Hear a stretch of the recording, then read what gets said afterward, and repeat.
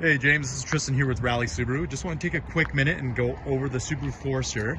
Again, this is going to be the touring package, so not the limited. Unfortunately, I don't have a limited on grounds right now to show off. It just delivered. A few things though right off the bat that will be the same. You do still have the nice, powerful LED steering responsive headlights. So those guys will move with your steering wheel. Basically around bends, mountain passes, things like that, really good there. Fog lights rather than the halogen, you get the LED, so that's a little bit different there on the limited package. Front end cladding still going to be very much the same. You get that aggressive front end cladding, and of course the world-renowned eyesight system, so pre-collision braking, adaptive cruise control systems there. You get the heating elements in the front windshield wipers as well. You also do get on the limited turn integrated side mirror, so you'd have a little integrated side mirror for the signal light there, and then of course blind spot detection here as well. Keyless entry still prevalent as well, so you can lock the car, and then of course you can unlock it as well just by having the keys near you. As we come around to the side, really good body mold cladding with these guys. The Forester is a very popular unit. Again, great size, great ground clearance, 8.7 inches and a 2.5 liter engine. Very efficient as well. Again, the wheels would be 18-inch, bit of a different design. You do have all the backup radar sensors. So these two are radar. They'll sense out as well. And then on the side, you have sonar. So those guys are ranging out to see if any vehicles are oncoming pedestrians to warn you. Of course, power liftgate is standard on these packages as well. I'll just pop that open. You can have a look. Lots of space within these cars height-wise. The Outback, even though it's 2 feet longer, actually has about the same amount of cargo space just because of the height that this car has. Seats 64 to 8 flat. The limited package has a seat release where you can just pull this back. It would drop the seats down for you. Privacy tonneau cover as well comes with the vehicle. And then underneath here, we will have some additional storage information space here as well. Wheel locks that we put in, and then spare tire is located underneath the vehicle as well. So you can have a pretty good look in there as well. Jack, and then you have a little safety tow hook there as well. Cargo tray comes standard, so if you're putting anything in the back, you can get rear seat protectors. Up top, you have a way to lock all the doors and close the tailgate, or just close the tailgate. Of course, the tailgate is memory set, available for that. And there is a little washer system above that camera, so whenever it gets dirty, just wash off your back window. It'll wash the camera off too.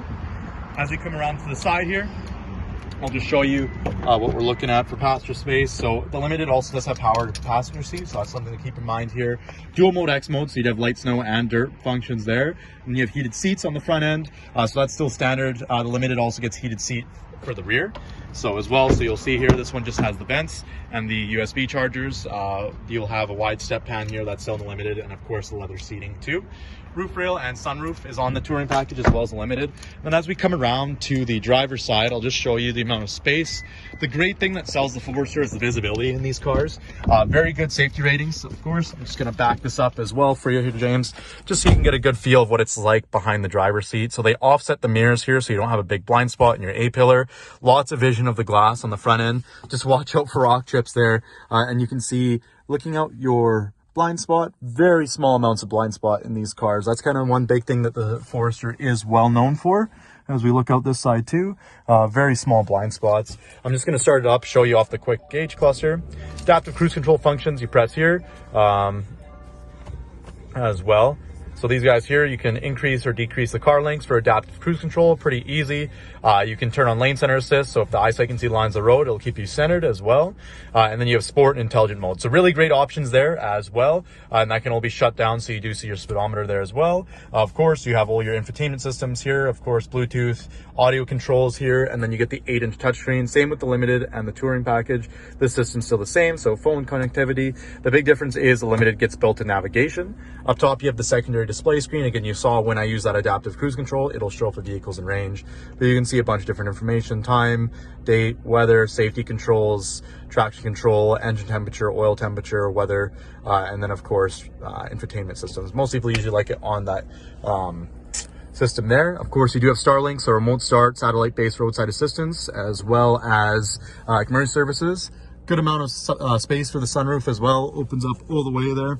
So it gives a lot of vision there as well. Just a little bit more light opens up the cabin. But anyways, hopefully you enjoyed this. I'm just going to go around, pop the hood, and show you a bit more about under the engine and why the Subaru is so good there as well here while it's running.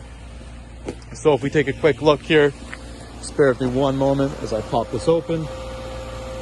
Trick is doing this one-handed as well. So up here you have that 2.5 liter Boxer engine.